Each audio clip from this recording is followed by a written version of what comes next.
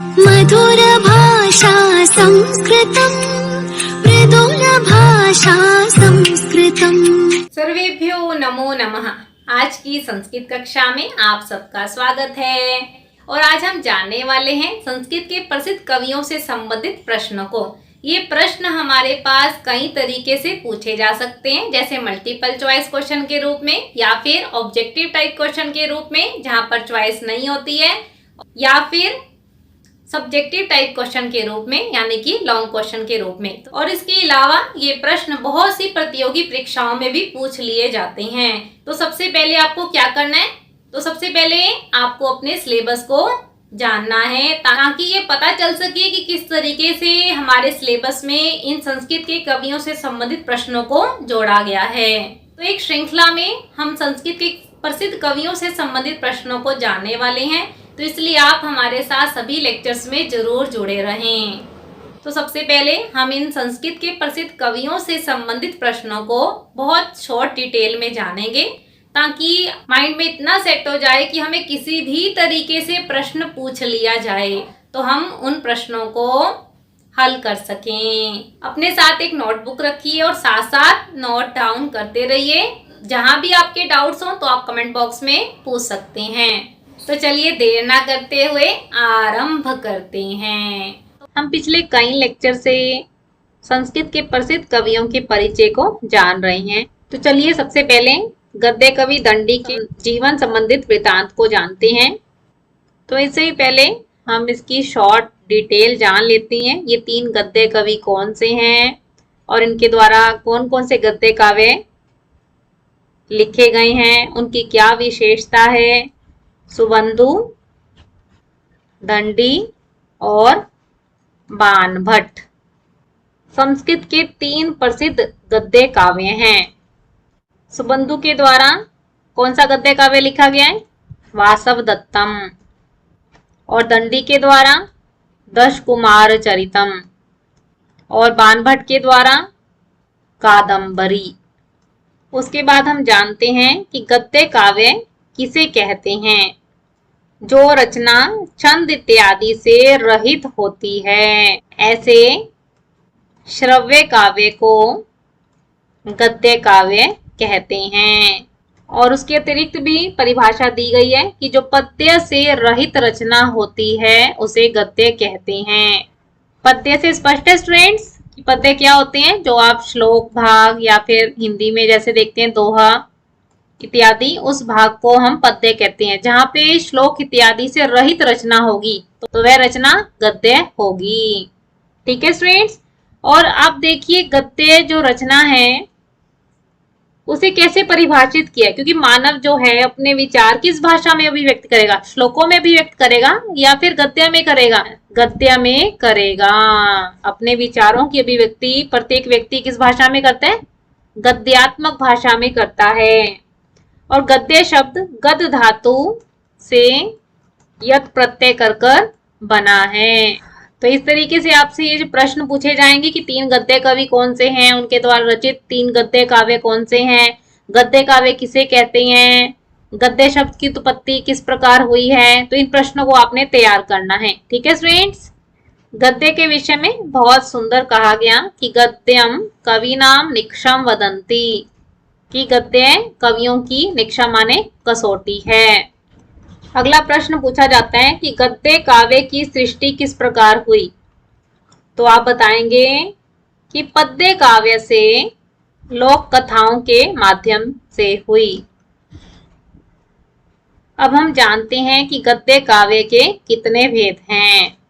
2 भेद हैं। कौन कौन से, कथा और आख्यायिका। कथा और आख्यायिका में क्या अंतर है, कि ये दोनों ही गद्य के भेद हैं। तो चलिए इनके अंतर को भी जान लेते हैं। कथा कल्पित होती है, इसमें कुछ सत्यांश सत्य का अंश भी हो सकता है, परंतु जो आख्यायिका है उसकी कथा वस्तु ऐतिहासिक होती है। कथा गद्यात्मक होती है और आख्यायिका गद्य पद्य मिश्रित होती है, गद्य पद्य दोनों में होती है। कथा की भाषा संस्कृत, प्राकृत आदि होती है, जबकि आख्यायिका की भाषा केवल संस्कृत होती है। कथा में विभाजन नहीं होता है, जबकि आख्यायिका में विभाजन होता है। और वह विभाजन किस में होता है? या तो उच्छ्वासों में होगा या फिर निश्वासों में। कथा का वक्ता कोई भी हो सकता है और आख्यायिका का वक्ता कौन होता है? केवल नायक। नायक ही स्वयं होता है। कथा की शैली कौन सी होती है? वर्णनात्मक। और आख्यायिका की शैली भावात्मक। तो इस तरीके से स्टूडेंट्स आपको क्लियर हो गया कि गद्य काव्य के भेद कितने हैं? 2 भेद हैं। कौन कौन से हैं? कथा और आख्यायिका। और कथा और आख्यायिका में कैसे डिफरेंस किया जा सकता है, कथा और आख्यायिका में क्या अंतर है, तो इस अंतर को आपने याद रखना है। तो चलिए सबसे पहले गद्य कवि दंडी के जीवन संबंधित वृतांत को जानते हैं। इनके पिता का नाम वीरदत्त, माता का नाम गौरी। इनका समय 7वीं और 8वीं शताब्दी के मध्य है। ऐसा कहा जाता है कि बाल्यकाल में ही इनके माता पिता का देहांत हो गया था। निवास स्थान, ये दक्षिण भारत के निवासी थे। आश्रयदाता राजा कौन थे? कांची नरेश राजवर्मा।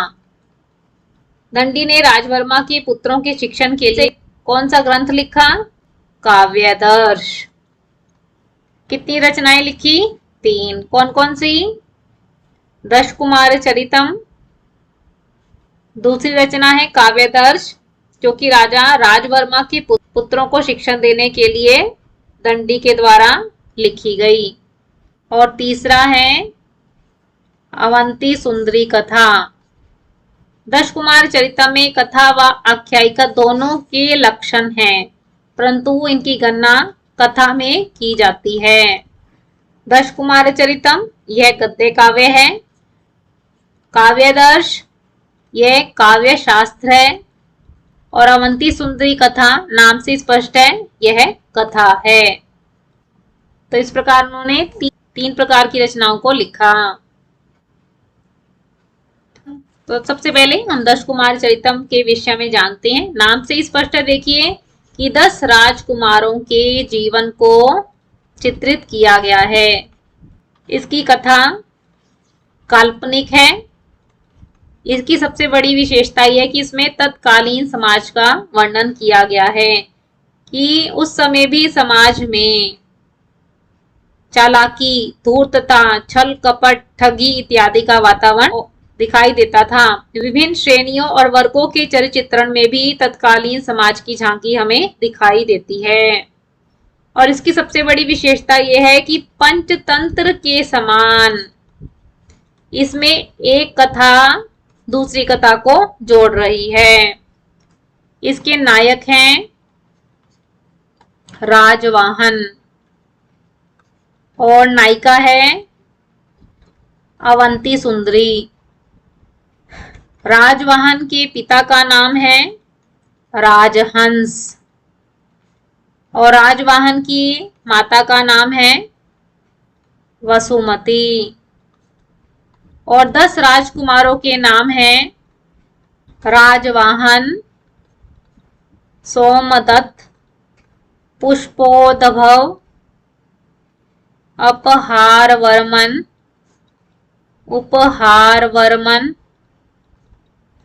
अर्थपाल, प्रमति, मित्रगुप्त, मंत्रगुप्त और विश्रुत। तो इस प्रकार आपको इन प्रश्नों को तैयार करना है कि इसकी कथा किस प्रकार की है। दशकुमार चरितम में किसके वृतांत का वर्णन है, इसकी सबसे बड़ी विशेषता क्या है, नायक नायिका कौन है, 10 राजकुमारों के नाम क्या हैं। ठीक है। दशकुमार चरितम की संपूर्ण काव्य 3 भागों में विभक्त है। पूर्व पीठिका यानी कि आरंभिक भाग या फिर इसे भूमिका भी कहा गया है, जिसमें 5 उच्छ्वास हैं। दूसरा है दशकुमार चरितम की मूल कथा यानी कि मध्य भाग, जिसमें 8 उच्छ्वास हैं। और तीसरा भाग है उत्तर पीठिका, जो कि अंतिम भाग है। अब हम जानते हैं दंडी गद्य कवि की दूसरी रचना के बारे में, जिसका नाम है अवंती सुंदरी कथा।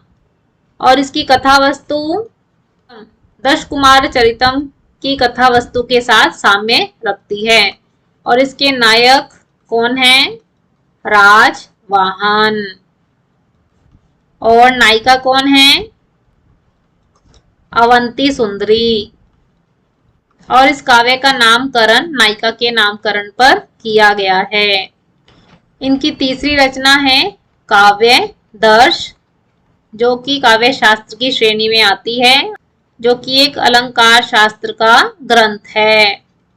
इस ग्रंथ में 4 परिच्छेद हैं और 660 श्लोक हैं, जिसमें काव्य का लक्षण, काव्य के भेद, काव्य का कारण यानी काव्य हेतु, अलंकार,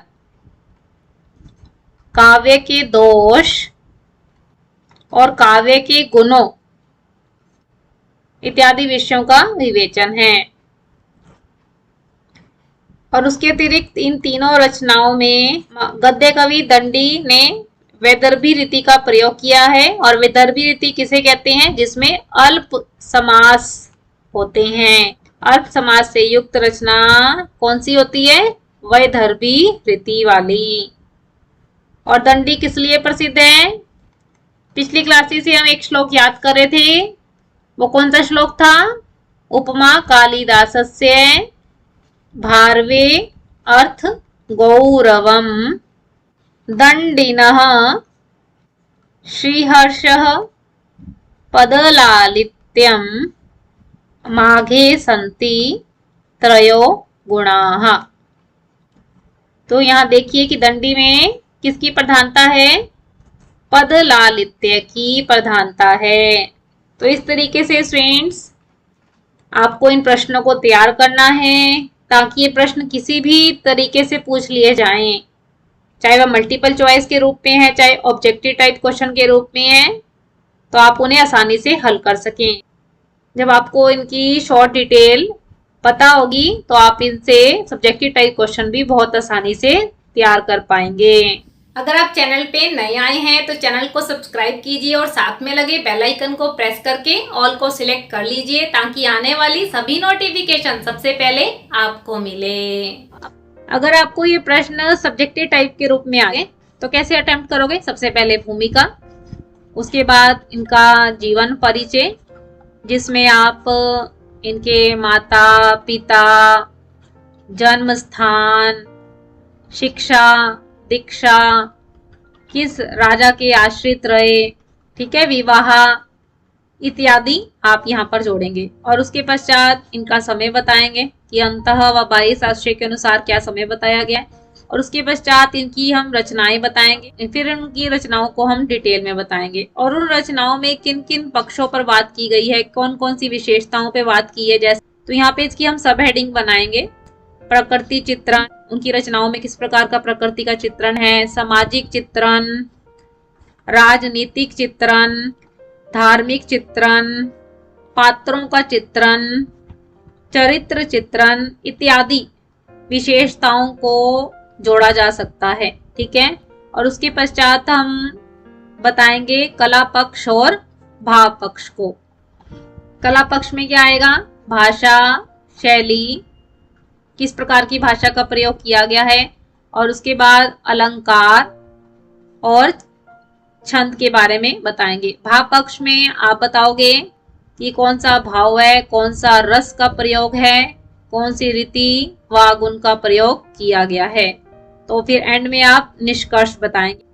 इस तरीके से आपको लॉन्ग क्वेश्चन यानी कि सब्जेक्टिव टाइप क्वेश्चन किस तरीके से आएगा, तो ऐसे आपको हेडिंग बना के तैयार करना है। तो यहाँ तो हम बहुत शॉर्टकट में तैयार कर रहे हैं, क्योंकि जब आपको शॉर्टकट में पता चल जाएगा इनकी क्या विशेषताएं हैं, तो वह क्वेश्चन आपका डिटेल में भी आसानी से तैयार हो जाएगा। ठीक है, तो आज की कक्षा में हमने संस्कृत के प्रसिद्ध कवियों से संबंधित प्रश्नों को जाना कि किस तरीके से हमें प्रश्न पूछे जाएंगे और हमें उसे किस प्रकार से अटेम्प्ट करना है।